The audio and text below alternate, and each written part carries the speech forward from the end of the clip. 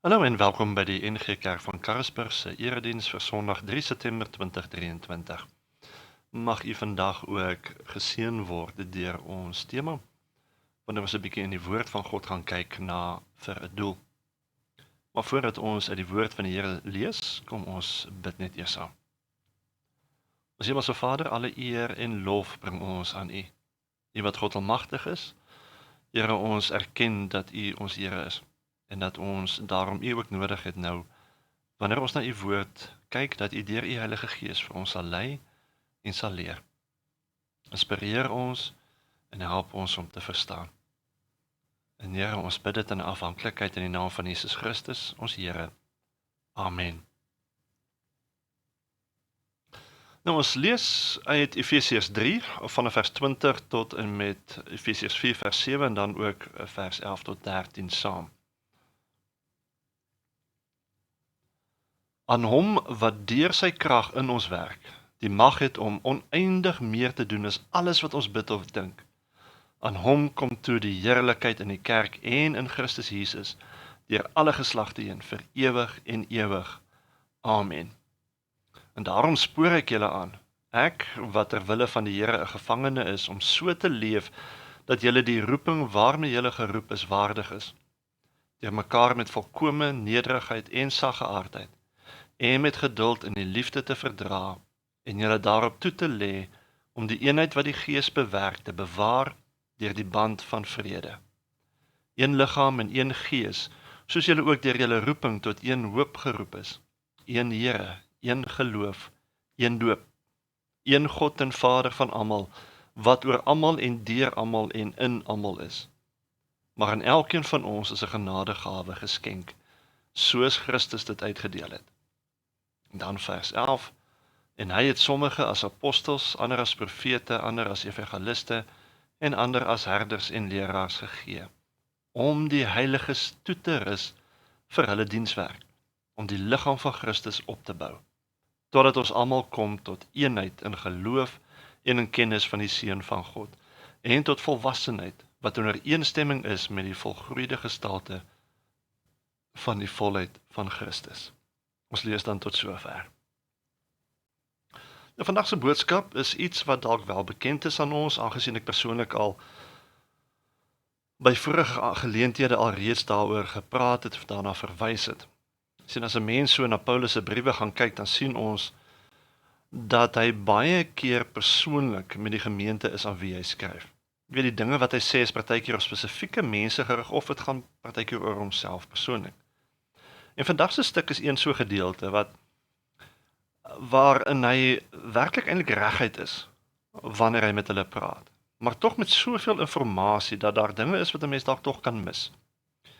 Of dat 'n mens dit dalk juis kan mis omdat 'n mens dalk eerder meer gefokus is op 'n mens self en vergeet dat dit hier met ander woorde gaan oor meer as net die een mens. Nou waaroor gaan dit? Die vraag wat ons as Christen van onsself moet vra is, hoekom doen ons hierdie dinge? Die dinge wat ons as Christene doen, dit is een van die belangrikste vertrekpunte vir enige Christen en ook vir enige gemeente. Hoekom doen die gemeente op Karasburg? Hoekom doen ek en jy al hierdie dinge wat 'n gemeente doen? Nou nie net is dit 'n belangrike vraag om te vra, sodat 'n mens beter kan verstaan waarom ons besig is met ons Christelike lewenstyl nie, maar dit is ook verbonde aan hoekom is ons hier op aarde? Hoekom is ons geskape, of wat is die doel van die mense bestaan hier op aarde? Of selfs, waar pas ons as mens in die hele heelal in? En hierdie is vir party mense vra wat hulle regtig mee worstel. En Paulus gee vir ons baie duidelike riglyne in hierdie gedeelte. En met die eerste oogopslag wil dit lyk of hy vir ons 'n baie duidelike prentjie gee oor hoe gemeentes funksioneer, waar die leiers die lede oplei en toerus, sodat elkeen geestelik kan groei en ons sending kan doen en al die ander dinge van gemeente wees. Maar dis nie waar hy begin nie. Want sien, al daardie dinge wat gelowiges en gemeentes doen, is ook nie die antwoord op al die vrae wat ons in die begin gevra het nie. Waarmee Paulus hierdie gedeelte begin, is ook iets wat na vore gekom het in ons vaste fundamente reeks wat ons aanbied oor die gedeelte van Genesis. maar ook iets wat verlede week na vore gekom het tydens die ringskonferensie. En dit is iets wat 'n mens baie keer eintlik net van notisie neem, daarmee saamstem, en dan is 'n mens geneig om dan aan te beweeg. Maar eintlik is dit 'n ongelooflike belangrike punt wat 'n mens voor alles moet hou van wat jy doen. Want sien jou rede vir bestaan het tog 'n baie duidelike invloed, of eerder, dit is veronderstel om 'n baie duidelike invloed te hê op alles wat jy doen. Vat byvoorbeeld 'n mes. Nou, 'n mes is gemaak om dinge mee te sny. Dit is sy rede vir bestaan. En dis waarvoor 'n mens dit dan ook juis gebruik. Maar veronderstel, ek gebruik die mes vir ander dinge waarvoor dit nie gemaak is nie. Soos byvoorbeeld ek druk dit in 'n toaster om my brood dalk los te kry. Is dit 'n goeie idee? Definitief nie. Of ek gebruik dalk die mes om skroewe mee vas en los te draai. Is dit 'n goeie idee? Waarskynlik nie. Want dalk gaan dit vir 'n oomblik werk, maar die kans dat jy jou mes gaan buig of breek of 'n skok gaan kry is redelik goed. Maar so is dit dieselfde vir ons as mens. Ons is vir 'n doel geskape. En as ons nie daardie doel uitleef nie, dan is dit kanse dat dinge skeef gaan begin loop baie goed. Dink byvoorbeeld Adam en Eva se ongehoorsaamheid aan God is 'n baie goeie voorbeeld hiervan. Maar dit bring ons dan weer terug by die vraag: wat is ons as mense doel op aarde dan? Hoekom is ons geskape? En Paulus se lofprysing aan die einde van hoofstuk 3 gee vir ons die voorbeeld en die antwoord. Vers 21 sê: aan hom kom toe die heerlikheid in die kerk en in die Christus Jesus deur alle geslagte heen. Nog voordat 'n mens kom by enige van die voorskrifte van hoofstuk 4 oor hoe ons as Christene in die gemeente moet funksioneer, herinner Paulus ons dat elke mens se doel is om God te verheerlik deur alle geslagte heen. As ons sien daarom ons as mens bestaan om lof en eer te bring aan God. As ons gaan kyk na die skepingsverhaal, as ons kyk na Jesus se optrede, dan raak dit vir ons ook baie duidelik dat die manier hoe ons leef moet alles wees tot eer en verheerliking van God. Die mens in die skepping gaan nie oor ons nie. Ons is nie die middelpunt van wat bestaan nie. God is. Hy is die weg. Alles gaan oor hom, die begin en die einde. Selfs die evangelies sê dat alles is deur Jesus vir Jesus geskape. Hy is die begin en die einde, die alfa en die omega. As 'n mens dit besef, dan verander dit alles. Dit verander die manier hoe jy dink. Dit verander die manier hoe jy optree. Dit verander die manier hoe jy na dinge kyk. Want skielik gaan dit nie meer oor jou nie. Alles wat ek as mens doen ek dan vanuit hierdie beginsel. Dat ons deur alles eer en lof aan God moet bring. Die manier hoe ek my dag begin, is deur aan sy voete deur te bring. Want daar ontvang ek die leiding om wat ook al die dag voor my lê te kan omskep in eer aan God. Jesus het gesê dat hy doen niks en hy sê niks wat hy nie van die Vader afkry nie. Ons moet ook nie niks doen of sê wat God nie aan ons gegee het nie. Want dit is slegs wanneer ons die wil van God volg, dat ons eer bring aan hom. Dit is slegs wanneer ons gehoorsaam is aan God, dat ons hom verheerlik. Maar ook die manier hoe ek oor ander mense in situasies dink, moet eer bring aan God. As ek sleg dink van iemand, van God se skepsel, dan bring ek oneer aan God. En daarom moet ons elke dag, elke gedagte, soos Paulus het sê, moet ons gevange hou, om seker te maak dat ek bring eer aan God. As ek dalk 'n mooi man of 'n vrou sien, wat ook al in my gedagtes aangaan, ons moet verstaan, dat ons daardeur veronderstel is om eer te bring aan God. Maar ook die manier, hoe ek met mense praat, die woorde wat ek gebruik, moet eer bring aan God. Die oomblik wat ek 'n vloekwoord gebruik, of skinder, of iemand belaster, dan moet ons verstaan, dat ons bring dan oneer aan God. Ons moet eerder goeie opbouende dinge sê, getuies wees, want daardeur bring ons aan God die eer. Sodra mense my hoor praat oor iets, of met iemand, of grappe hoor vertel, is die manier wat ek praat, iets wat dan eer bring aan God, of nie. Maar ook die manier hoe ek dinge doen, moet natuurlik ook eer bring aan God. My dade moet 'n heenwyser wees na God toe. Dit wat die mense my sien doen, bring eer aan God, of dalk oneer. Die oomblik wat ek iemand in die rug steek of indoen, die oomblik wat ek dronk raak of iets verkeerd modelleer aan iemand, dan doen ek eer aan God, want as 'n Christen verteenwoordig ons die lig van Christus in die wêreld. Want God vra van ons juis om anders te wees. Maar ook die manier hoe ek besigheid doen, of die manier hoe ek boer, moet eer bring aan God. Want verniel ek sy skepping? Is ek besig om mense wat vir my werk dalk af te kraak, of te onderdruk? Is ek met ander woorde besig om iemand wat deur God geskape is, sy skepsel, om oneer aan God te bring?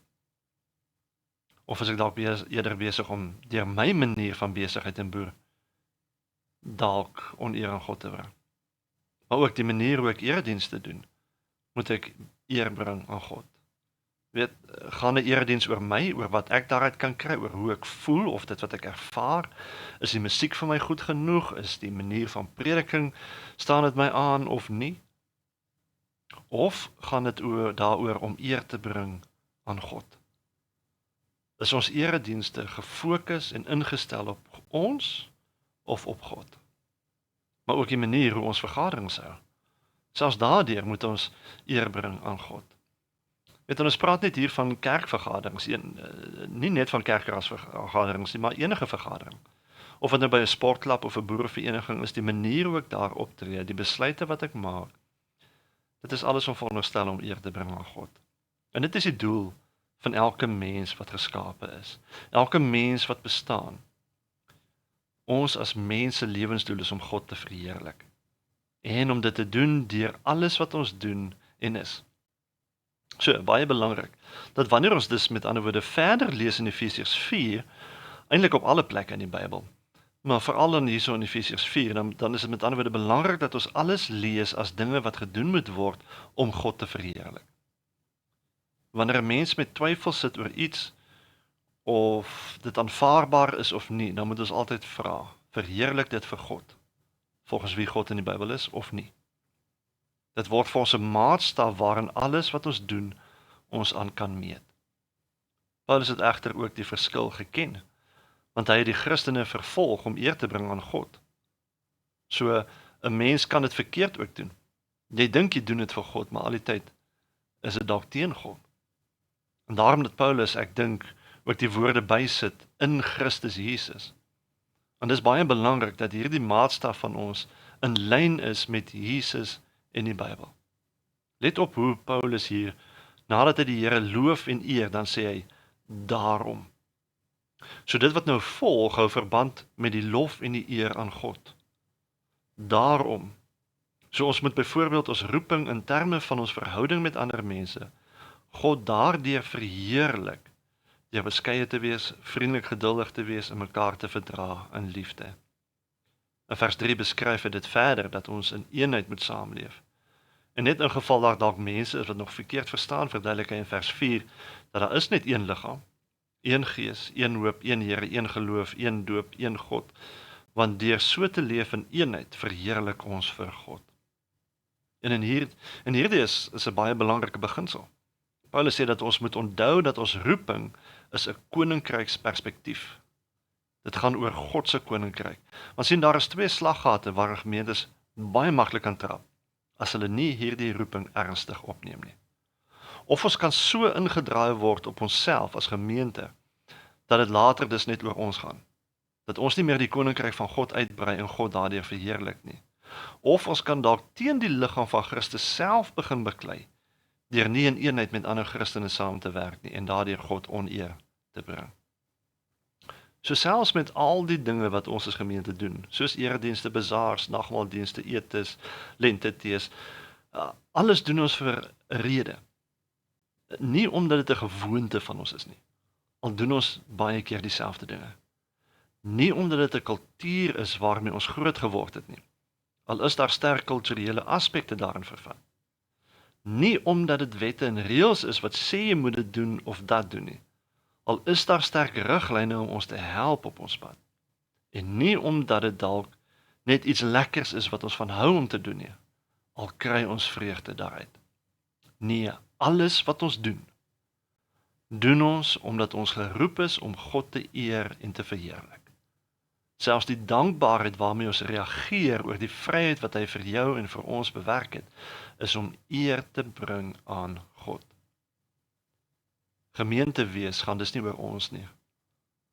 Al is dit nodig vir ons, al is dit lekker vir ons. Gemeente wees gaan oor die eer wat God toekom.